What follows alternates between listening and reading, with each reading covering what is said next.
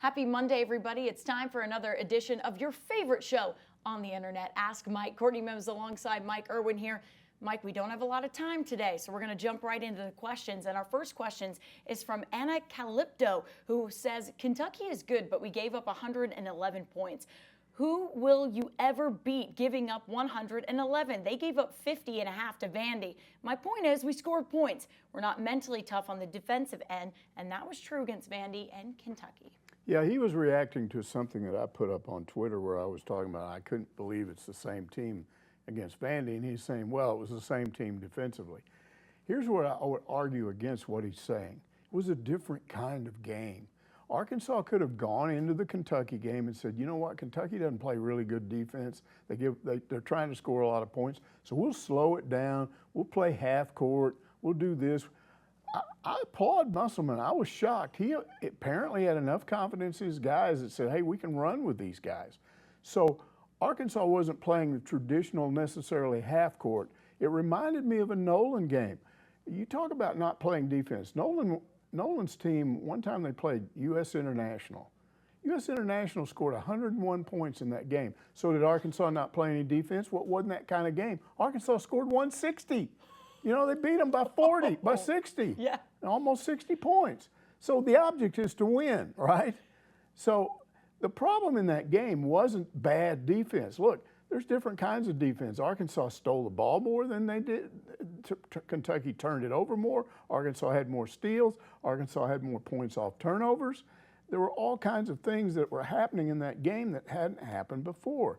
The difference was Kentucky's got a deeper bench. The bench difference in the bench point scoring was big, and then the free throw line. They had almost double the trip, and you expect that on the road. You really do. And Arkansas is fouling more right now, and there's some dumb fouls. Mackay gets mad, but really, if you looked at what happened when he got that flagrant technical, the guy was knocking him all over the place, and he just got mad and got caught. So you expect that kind of stuff to happen. All I'm saying is, if Arkansas had played with the same level of energy that they played in that Vanderbilt game, they would have gotten beat by 40. And we saw them lose some games by 30, but 20 earlier in the season. This team, it's not necessarily consistent. There have been a few little holes in some of these games lately, but for about a month now, they've been playing better basketball. Oh, yeah. And so what I'm interested in seeing is what do they do against LSU? Because LSU is a team that dominated them in Baton Rouge. Okay, you should be able to beat them if you play the way you did against Kentucky. Alabama is another team that doesn't necessarily play defense. They like to run with the ball. So can you go in there and run with them and win? Maybe. I don't know. I'm just not willing to lose interest in this team if they had played a boring, dumb game, pretty much like the women did, where the women just went and got plastered. If the men had gone and done that, I would have went, okay, you know. We're done. I'm done with this. But I'm not giving up on this men's basketball team when I see them play the kind of game that they played against Kentucky. People have to understand how talented Kentucky is. They have underachieved at various points in the season, but right now, lately, they've been playing really good basketball. Yeah. I mean, they scored 117 against Alabama. I think 100 and something, 106, 108 against Georgia. So it's not like Arkansas is the only team that's given up a lot of points to them. And that happens when you decide to run with them and play up-tempo basketball. Well, yeah, they just don't want to play defense. I mean, Kentucky and Alabama right now I think are ranking as two of the worst kind of teams in the league. Well, it's not defense. that they don't want to. It's just a different kind of defense. Let's try to steal the ball from you. And if we overplay and you go in and get a layup dunk, we're going to get down on the other end of the floor fast and we're going to try to score. And it reminds me of when Nolan was here. And nobody said Nolan's teams didn't play defense. They did. It was just a different kind of defense. Now, his national championship team could do both. They could line you up in a half-court game and slow everything down and beat you that way, too. But I'm used to the up-tempo stuff. And yeah. I liked watching it. Well, you're placing an emphasis more on your offense when you do that. But it wasn't, and to go to your point here, the difference for me, I mean, it leaped off the stat sheet, was that the free throws attempted. You take away Arkansas's bread and butter on getting to the line. They only got to the line 28 times. And Kentucky, they were 42. I saw several times in which a foul occurred before the shot, and Arkansas, of course, just gets it out of bounds. I saw several times where Kentucky got fouled before the shot, and all of a sudden I see them lining up for a free throw, and I'm going, what is this all about? Yeah, that was not called the same. Yeah, Eric Musselman he can't say anything about the referees in the press conference, but He got a T in that game. Well, he did, but just highlighting the free throws attempted, and that number was maybe his little jab at saying, the officiating was not up to snuff in this game. Hog in Iowa asked, if the men's basketball team doesn't win the SEC tournament, do you think the U of A would pay the necessary fee to participate in the NIT? I don't know that there's a fee. I know what you do have to entail expenses. There are certain expenses to host if you host. And here's what happens. The NIT people come in and collect all the money. That's the deal. They take everything. They take everything, and then they sort of decide who gets back what, when, where, how. So it is certainly possible that teams could lose money on the deal, probably not a whole lot because they try to make it fair. So what would Arkansas do with that? The fact that you're not making big bucks off of the NIT, would that keep them from not participating? I don't think that would have anything to do with it. I think this is strictly going to be a decision by Musselman. Are there some guys that I'm going to have coming back that I think will benefit from playing more basketball games? If they play well, continue to play well now, play well in the SEC tournament, and then you can think, well, what if we won the NIT? Well, if you play several games, get all the way to New York, it's a trip, you do the things you're doing, and maybe you gain some, because it used to be a very common thing for teams to use winning or getting to the championship game of the NIT to come back the next year with younger players who gained experience from that and have a really good year and get to the NCAA tournament. So I think those are the things they'll have to take into consideration. Yeah, and a little bit of exposure too as well. If you make it to New York City, there are people that do watch the NIT as well. There are recruits that watch it as well, and so it's publicity. It's publicity a little bit. I wouldn't say not as huge. much as the NCAA tournament. But then what happens if you're gone after one game in the NCAA tournament, where you're playing for a week or so after that? Absolutely. I think you're you just still being visible. I think if you're like Connor Yurchek, you have to weigh the pros and the cons, right? And I think team. Musselman will play a big part in that. Absolutely. I don't think Yurchek's going to go, no, you can't play in that. Oh, okay, whatever you say. Yeah, we're going to turn down the bid just because I say so. No, I don't think so. But speaking of Musselman, we do have a question about him. Another one is that we've talked about this so many times on the show, but Pig's Feet wants to know, is there any truth to the rumors that Coach Muss is wanting to leave Arkansas? I hope not. His track record is better than this one season. We will address this again, but I feel like we say the same things every time. It's no different. We don't know anything more than we did last week. The one thing I would add that I haven't said before is I think players are not sitting there clueless. They're around the whole situation. I can't believe if he wasn't actively planning to leave, some of them wouldn't know. And I think that would affect their play. Now, I was talking about this to a friend of mine who's a big Hog fan. Here's what he said to me. He said, well, yeah, because here's the deal. Musselman wants to win because it will help him get a better job somewhere else. And the players want to win because it'll help them land a better transfer place. So I guess you could make that argument. But I see the way they're playing right now as an indication that some players are really interested in coming back, seeing what they can do next year. And he's really interested in seeing how they do. And maybe he doesn't have to make the wholesale transfers that he did a year ago. What concerns me, and I've talked about this on the show before, is that there's been nothing said of that contract extension. There's been nothing announced by the university that they've re-signed him for, a 5-year extension or anything like that. Yes. So that slightly concerns me. Yes. That just slightly concerns me. And we've talked about this before on the show where the rumors of him shopping around has been true because of his agent hopefully trying to get a better deal. That would be a good agent doing that and shopping around, putting your name out there. But why haven't we heard anything of it being signed? You may have forgotten this, but I mentioned this about 3 weeks ago, that I've been told by a pretty good source that he himself was the one that didn't want the contract extension right now. He didn't want to talk about it right now. Now, some people had theorized from that he was trying to put pressure on the athletic department, really boosters. Let it filter out among boosters. I need NIL money. And if you don't give me the NIL money, I'm probably going to be out of here because I can't bring in what I need to win next year. I don't know if any of that's true. That's just the stuff you hear from people behind the scenes. Sometimes they're right, sometimes they're not. Well, we'll see, right? We'll see once the season is over if that does get officially announced or not. To baseball, where Eddie Lynn says Arkansas's pitching continues to blow me away. That was a good hitting Murray State team that Arkansas held to 5 runs in 3 games. The hitting looks like it's slowly getting better, but it's still a work in progress. Yeah, the team batting average is up to 289. I got some notes here. Okay, I can't remember all this stuff. No, yeah. Bring your stats out. Up to 289. 9 home runs, which is not good. Okay. If you're the Nate Thompson school of try to hit home runs, you need more than 9 in 11 games, and it's down quite a bit from last year. But the difference in this year and last year, at this point, if you go back and look, last year they'd already been blown out a couple of times in their losses. I mean, gotten beat badly. Talking about this on the radio with Phil Elson, who does their play-by-play, and he said, you know what? When you're only giving up 2 and 3 runs, you're always in a game. You always got a shot. And that's what you like about this team. So the hitting is up to 289. It was about 248 this time a week ago, so it's up.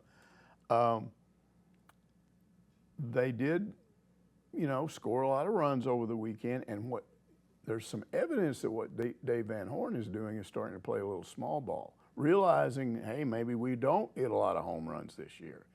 But if you say to me, which would you rather have, a lot of home runs, which gives you a chance in high-scoring games, or a better pitching staff where you don't have to hit a lot of home runs, I'm going to take the pitching staff. Yeah, me too. I would also take the pitching staff. Mousetown. So the people who watch this show want me to show up in person and explain myself. That will never happen. I'll continue to be that voice in the dark that holds coaches and players accountable. It's a tough job, but somebody has to do it. What is he, Batman?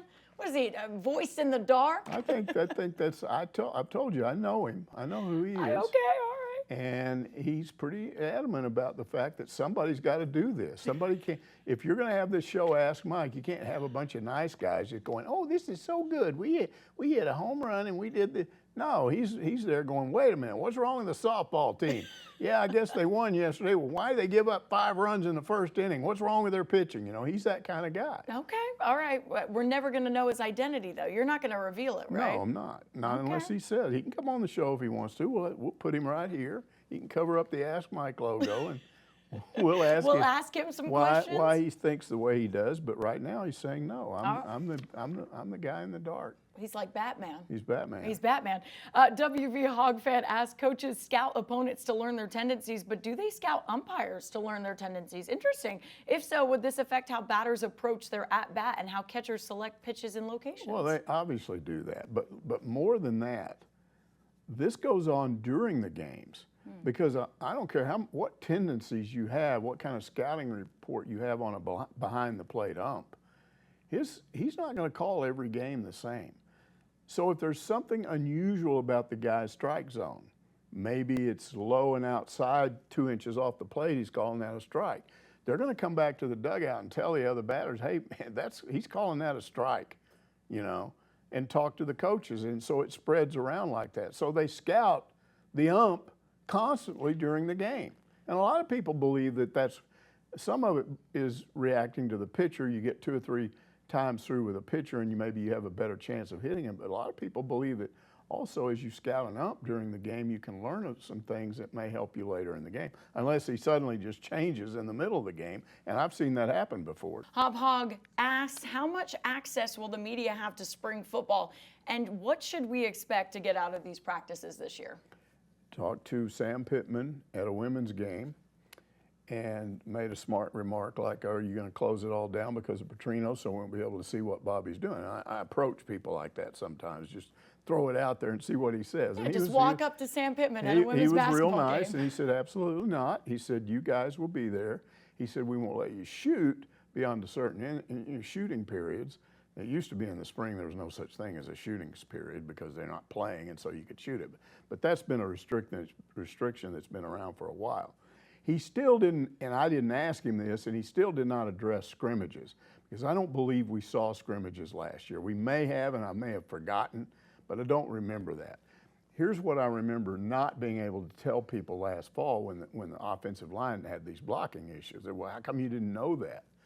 And I've said, because we didn't see any preseason scrimmages. So when you go out there for 20 minutes and they're just got linemen out there lining up and hitting a dummy, you can't tell anything about team blocking from that. So whether or not we will see that at scrimmages, that would be very helpful. Now, what will we be covering? Well, I mean, the obvious answer is for the first time in 4 years, you've got a battle at starting quarterback. So that's going to be a huge focus. But more than that, you've got a new offensive coordinator who was the old head coach here years ago. Most people still remember the kind of offense that he ran. Was he still running the same offense? Has it modified a little bit? And then we've just sat there and watched this Dan Enos disaster last year. How is it compared to that stuff? And I do remember seeing the spring scrimmage from last year and saying, whoa, wait a minute, the starting number one offense, when they went up against the number one defense, they had one big play and that was it. There was one long pass to Satenia that went for a touchdown, and beyond that, they looked bad. So what does it look like this time around? These are things that we'll be able to show. And then if you go on the other side of the ball, I think one of the things I'm interested in is you got the defensive coordinator who either ran off or lost almost every linebacker that he had that contributed. So he's, in effect, starting over with inexperienced people. Now, I've had people tell me, no, these young freshmen last year, they're really going to be good this year. Okay, you say that, and will we be able to tell from that? Not if we're not watching, full tackle scrimmages, and you won't be able to see that. And that might be games next year before we see that. Yeah. Andy Hodges wrote a column, I think last night, but I read it this morning on my phone, and what he was basically saying is, you don't learn a lot from spring football, you just get more questions. You learn to ask what more questions to ask in the fall, because one problem you got, anytime you've got inter-squad stuff going on, is you see how Arkansas's offense looks against Arkansas's defense. Well, what if the offense is bad and the defense is good, or what if it's the other way around? What if the offense looks good, but that's because the defense was bad? And you don't see this stuff until you see them play 2 or 3 games in the fall. Yeah. So I'm not saying that spring football is worthless. We'll be able to see some things, especially with the quarterbacks and how he's managing them. And things like the tight end, how does he incorporate? Because you got good tight ends, they're inexperienced, but they're good, they're talented. So how does he integrate them into the offense? How does the running back room change? Because your top 2 guys are now gone. Yeah. But there's some talent back there. So what do they look like? And what does Petrino do with the running backs? Because he's pretty creative with those guys too. So there's some things we can look at. I just don't know that we'll be able to come to any real long-term conclusions, and you can't until you play real games. Yeah, last year we only got stats in scrimmages, so it was really hard to kind of judge based on, okay, here are the stats, here's what you got, and they filtered them through, so we only got really the highlights, I would say, of those scrimmages and not really any substance. And this is why I'm a proponent of playing a game or 2 in the spring. Yeah, I think it would really help. I think so as well. I love the idea of playing against other competition, and it doesn't have to be, it can be a smaller school. It can be one that, Arkansas could play in-state schools only and give them exposure. Exactly, and allow them to go up against other competition. Maybe they play those games in Little Rock, War Memorial Stadium. People get to come and watch. I like that idea. Look, I'm really excited to see the transfers. You talk about all those different position groups, but the battle at quarterback, I'm excited to see Taylon Green over there. I'm excited to see the Georgia transfer and how he does in that linebacker room, and Xavier Sorey Jr. There are guys that I'm kind of like, I know you talk about overall, you want to see a lot of things. I want to see specific guys and, okay, how does this guy look and how does this guy look? Just because we've heard so much, and how Eric Mateos is working with that offensive line group. That's something that you didn't mention, but man, that's going to be a big change. When you read every ESPN article and everything that they have on Arkansas, every single one of them mentions Eric Mateos and how he is going to flourish with that offensive line group. So hopefully that's the case, Mike. We'll see, right? We'll see. Spring practice starts on Thursday of this week. SMB Hog fan says, everyone seems to have Arkansas at 5.5 wins this season. Is there any reason to be more optimistic than that? If so, what would those reasons be? Well, some of it we've already talked about, especially the Petrino thing and the offense change. But there's something I hadn't mentioned, and it's not a thing yet.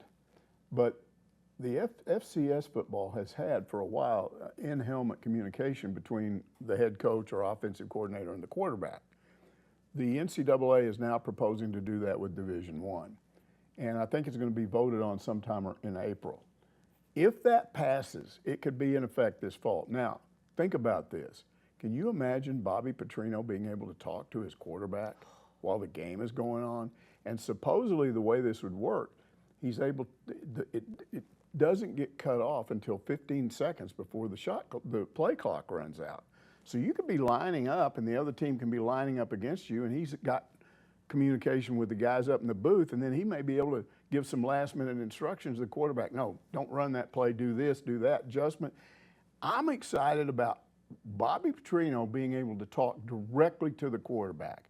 I think that could, and then you got a lot of smart aleck answers on Hogville. Well, he'd be talking about his girlfriends, or what if he was drunk? What if he's talking about his hungover from the night before? Oh, just forget these morons. I mean, the idea that somebody has a reputation that Petrino has as an offensive guru, and he is, believe me, and he could talk directly to his quarterback. Now there would have to be some adjustments there, and clearly it's not going to happen in time to do it in the spring. But man, they could do it some in the fall and practice with it. I think it could be exciting. So that's one reason to be excited if it happens. I like the people on Hogville that find a good thing, right? Something that can be very positive for the university and the program, and they go and turn it into, oh, well, what if this happens? And what if he talks about this? What if he talked about his girlfriends? Exactly. I know at our station that we get to talk to our producers. They talk to us on the headset, and our company actually records some of those things. So the NCAA could do that. They could record what's being said on the headset over here. So I don't know if he'd want to be talking about some personal stuff to his quarterback there. I don't think he would be doing that. I don't think he would be doing that either. Redleg wants to know, when will the U of A update the football roster on the official website? They still have guys listed on the roster that are for sure no longer with the team, not to mention outdated measurements. Okay. It starts on Thursday. I was told by Kyle Parkinson, the football SID, that they will update that website before the Thursday practice. So be checking it this week. It could happen at any point before that. So, yeah, you'll get updated people on the roster. KJ Jefferson's still on there. Yeah, I saw him the other day. They'll take that off, and they'll change the measurements and all that stuff. So keep looking for that. It should be up before the first Thursday practice. Okay, so check that this week. We record this on Monday, so it could be already up. We haven't checked it today, or at least I haven't. I haven't. C-Jack has some NIL questions. When did it become okay to be what it is today, which is salaried players with no salary cap that starts at the high school recruiting level? Okay, we got to this point because of that temporary injunction that Tennessee got. Now, again, the NCAA has always had a rule ever since NIL was put in place. They had what I thought was a very reasonable NIL rule. It was you can give NIL money, you can offer NIL money, players can get their own agent, but only after they sign with a school and arrive on campus. That was designed to prevent a school like Tennessee, who has cheated forever, from going in and saying, hey, we want this quarterback. And by the way, they've apparently got a commitment from the #1 quarterback in the country, just coincidentally. Oh, wow. And prevent them from going and saying, hey, we'll get you we'll do what Texas did with Arch Manning. We'll give you $2 million just to come to our school. This would prevent that, the NCAA rule. You could only do that after you got on campus. They would work that deal out later. You couldn't use it in the recruiting process. That was the one rule. And when the NCAA realized that Tennessee and 3 or 4 others were routinely violating this, and I'm sure they were getting turned in by other schools that were obeying the rules, they went, okay, you've received notification, you're under investigation, and you could be sanctioned for this. And they immediately got their lawyers and filed an injunction and got a temporary injunction against the NCAA enforcing that rule. So now that you have an injunction preventing you from enforcing your own rule, there are no rules right now. You could find some fat cat oil guy or something, and he could walk right up to your quarterback you want and say, start pulling out $1,000 bills. Here, just come to our school. You could do that. There's nothing to stop you right now. That's how we got where we are right now. And until that issue is resolved in court, that's the way it stays. Oh yeah, it's the wild, wild west, as we've said so many times on the show before. He has some more questions as follow-up to that, so we're going to kind of show you the next one. Who initially opened Pandora's box to what we have now? That would be the NCAA. It's totally their fault.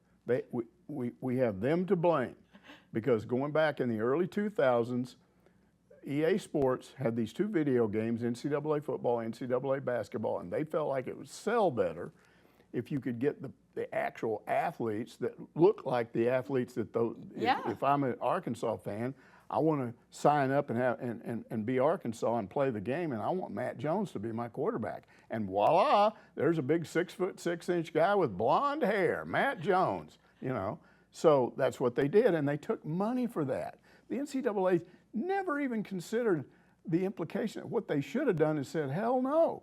You can't buy athletes. You can't. We're not. No, we do. These are amateur athletes. You're not putting them in your game. These greedy idiots, because they wanted money, said, yeah, but give it to us. And then what that did is resulted athletes filed a lawsuit, and it happened out on the West Coast. Some UCLA basketball players went, hey, what do we do? And they got some lawyers and they sued. Took about 10, 12 years to go through, all the way up to the Supreme Court. And the Supreme Court said, no, you can't do that. Now, what the Supreme Court didn't say is what's going on now, but there was some indication in their decision that they rendered that they felt like there were some major antitrust violations going on with these rules, and that's where we are at right now, and it's probably why the NCAA is going to lose on this thing, because it's going to be ruled that anything you do that prevents an athlete from making whatever kind of money he wants to make is an antitrust violation. It's interesting because of this entire lawsuit. It was so exciting to see, oh wow, athletes are actually going to make money off of their name, image, and likeness, which is what NIL stands for, name, image, and likeness. If it was a result of selling jerseys or things like that, it would have been fine. Being put in the NCAA game. To people like Tennessee, who'd been caught several times cheating. Remember the bags of money in the McDonald's bags? My favorite Phil Fulmer's safe was open. There happened to be a lot of money in there. You can just go in and get you some money, all that stuff. What a shock that they'd be the ones to go, no, that's not what this means. We're just going to do whatever we want. So that's where we are right now. But the courts, they wouldn't be doing this if the courts weren't leaning towards saying you can't restrict an athlete's ability to make money. I think the courts are wrong. I've said many times why I think it's wrong, because I think you've got an organization that was formed, and the organization said, if you want to be a part of what we do, here are our rules. If you don't want to follow these rules, you don't have to. Just go do something else. I want to join a country club. Okay, if you join the country club, you can't play golf and cut off jeans and a T-shirt. Oh, wait a minute, that's a violation of my rights. I will sue you. Well, I don't think you would win there. And I don't think they should be able to win here, but the courts are apparently leaning toward these athletes. So, well, the courts what needs to happen is there need to be a precedent, right? Another athlete needs to sue, right? And then the courts need to set another precedent, right? That right now they've just said, yeah, NIL is legal. The indication is that they're going to go with letting them make whatever they want. Okay. That's where it looks like it's headed. Well, we have one more question from C-Jack, and he says, why wouldn't universities, especially smaller ones or colleges that are losing the dollar fight to other schools, get this back in court and reined in, which is kind of because they're probably going to lose. I mean, that's what you don't want to do it individually. You want the NCAA to do it because they're representing all the schools, but you're probably going to lose. So here's where it looks like we're headed now, and I just read this morning. It looks like that the NCAA is going to propose what I talked about before, a super division of college athletics. And it's not just football, apparently it's all sports. In order to be a part of this super division, you have to agree to offer $30,000 in NIL money to every athlete you have on campus. If you have 430 or so, whatever, it's all of them. Now that sounds like a lot of money. It works out to about $13 million at Arkansas. That's not unattainable. Here's what I'm telling you. If you form this organization, you're going to go back to the TV people and say, wait a minute, we got a super division here. All good games. So you give us more money. So you might end up with enough extra money out of your TV package to pretty much cover what you're paying the athletes, which would be fine. But here's what's not answered in what I've read so far. What are you going to do about what you do beyond that? What's to stop Tennessee from bringing out some big bucks guy and they want their quarterback and he says, oh, we'll give you $2 million to come here. Hey, Arch Manning, you're at Texas, but you're not playing. Hey, we'll take you over here and we'll give you $3 million to come here. What's to stop that? And the answer is, I don't know how they would deal with that, but if you don't deal with that, then you're still reducing college athletics to who has the most money. And that's where we're getting a huge amount of pushback from Arkansas fans. I've been reading it on social media for a month. They're mad. A lot of these people say, if they don't do something about this, I'm just going to stop watching. I'm going to stop contributing. I don't care. If that's what college athletics boils down to, how much money you're willing to peel out and give some kid, I don't want that. I'll go back to watching high school ball, and then they'll probably start doing it on the high school level. Well, that's what it's leaking down into. I mean, that's what it's going to happen. It's going to leak down to the high school level. I mean, there is already kids getting deals. Now. I know you watch old movies. I'm still watching Arkansas a lot on ESPN3, but if I have to, if this doesn't get resolved, I just watch old movies. Well, I think, and we've talked about on the show before, I think it's going to lean towards what's happening at the professional level, like in the NFL with salary caps. You're going to need to have some sort of. That's the only answer. Is if they get together, unionize the players, have them have a players union, then do a collective bargaining agreement and say, hey, we got to put a cap on how much you're going to give these guys. Yeah. You can't make $4 million here and this schmo over here only gets $1 million because he's not as good as this guy. And by the way, we had the money to buy this guy. Exactly. You can't do that in the NFL, and you shouldn't be able to do it at the college level. Exactly. So, and then this kind of leads into our next question a little bit, because Marty Bird's proxy has a question about what the head of NIL for Arkansas Edge put out this week. So the leader of Arkansas Edge NIL came out asking for donations this week. I get it. That's his job, I'm sure. Here's the problem for most ordinary fans. We've made our donation to the foundation this year, or pledged to, doing this to keep our ticket priority mainly. So most average Hog fans are given out. But if NIL doesn't improve, our teams will suffer, or so we're told. So it's taking on a you better help out here or feel. Are we heading to tying ticket priority to NIL donation? See, I don't know what Arkansas is doing. It's very confusing, and it's clear the fans are confused. Here's what needs to happen. This is such a big issue right now, and it is so confusing, and there are so many questions. I think Hunter Yurachek needs to hold an NIL press conference. Yes. Explain how it works, what they're trying to do, how they allocate from sport to sport, and answer a lot of these questions about NIL. Because right now, what you have is total confusion. And when you have confusion, you have mad fans. Again, go read this stuff. I'm not the only one. You can go read it on X. Yeah. You can read it on Facebook, where a lot of these fans are saying, why should I give money when I don't even know what's going on? I don't know how we compare to other schools. If I give some money, what if they turn around and give this to a pro? I'm a basketball fan. What if they just give it all to football? Or I want baseball to get some of it. How does it get distributed? We want to know, and it's confusing right now. Absolutely. If you look at the replies on that tweet from the head of Arkansas Edge, the Edge program, somebody even said exactly what you said. We have no idea where our money's going to, what's happening. There is no kind of, like transparency, I guess, with the company. And so he even recognized that. He replied to that person and said, that's a really great idea. I will take that into consideration and see what we can do for that. So, not saying it will happen, they could have a press conference. Hunter Yurachek can introduce the guy, and he could do it. And that's what I'm saying. Maybe with the people kind of replying to this guy on X and how much kind of it generated, and how many people said, wait a second, why are we asking for more money? Maybe it will push him to do something with Hunter, or just himself. Hunter can introduce him, like you said. It needs to happen. It absolutely does. And our final question today is a good one. I love this one from Armand Abbey, who says, as a Cowboys fan, I used to watch Chris Mortensen on TV all the time. His coverage of the NFL was first rate. Mort was about the only thing I liked about ESPN. I know he got sick and had to retire, but I didn't know he lived in Arkansas. Was he really a Razorbacks fan like me? Yeah, No. he really was a Razorback fan. He was, yeah. And what was interesting, and I had a conversation with him a couple of years ago, I think maybe it's been longer, but it seems like a couple of years.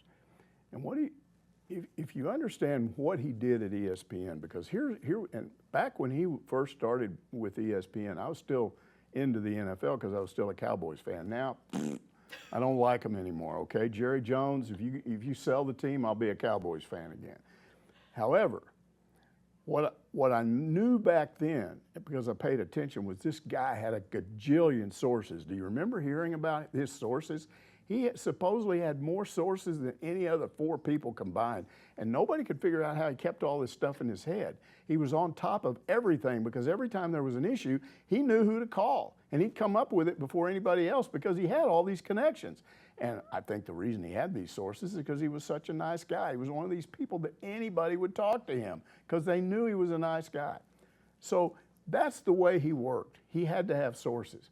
Okay, what he explained to me was that, okay, here's my job, but once my son became a Razorback and I moved here, then I became a Razorback even after he moved away.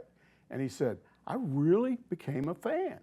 And he said, I approached being a fan the same way that I did in my job, in that I wanted information. I wanted to know everything. And he said, how did I learn everything? He said, I watched all the local stations. He said, I'd tape some of them. I'd watch one live and I'd tape the others. I watched what everybody did on TV. I'd read the newspapers because when he was first up here, there were 3 or 4 newspapers up here. I'd read what they wrote. There was no internet back then, but he said, I listened to sports talk radio. And he said, I knew everything that was done by the local media. And he told me, he said, you guys don't understand. He said, I've lived in a lot of places. He said, your local media, just covering local stories up here, is as good as I've seen anywhere. And boy, it kind of make you go, whoa, whoa. Yeah, he wasn't saying that to me. He was saying it about all of us. Yeah. And I just thought, well, what a compliment, you know.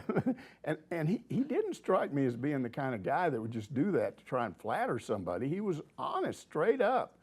He was just an incredible guy. And even after he got sick, he continued to go to games up until recently, I think. And you know, he fought this thing for, what, 10, 15 years. Very brave guy, had tremendous faith, told people he wasn't afraid of dying because he was a Christian and he knew what was going to happen to him. And he was just somebody you really, really, really liked to be around. And I didn't talk to him a lot, but the times that I talked to him, I was just like, whoa. He says this stuff, and I'm going, wait a minute here. You're watching all the local stations? What are you doing? I don't do that. Well, for those people who may not know, but you were inducted into the Arkansas Sportscasters Hall of Fame in the same class as he was in 2022. Well, I mean, come on, this guy was in the NFL Sportscasters Hall of Fame. You know, I know, but you guys were both in the same class. He certainly had bigger honors, but he did show up and was there. And then he was very nice that day, you know, and said good things about the other 2 of us that were in. And it was kind of fun. Yeah, it was fun to do that. But he was a nice guy, totally great guy. Yeah, absolutely. And to kind of go back to Armand Abbey's question, I saw all the pictures of people posting on social media. He was always in Razorbacks gear. He was a Hog fan. He was. I love that. More so than you can imagine. Most fans are not going to sit around and watch one newscast, tape the other 2, and then go back and watch them, then listen to all the sports talk radio, then go on the internet, because the last few years, I'm sure he was on the internet and read all the stuff the internet people. Most fans do not do all that stuff. That's how big a fan he was. Oh, well, he will surely be missed. That's going to do it for this week's Ask Mike. We'll see you next Monday to answer more of your questions.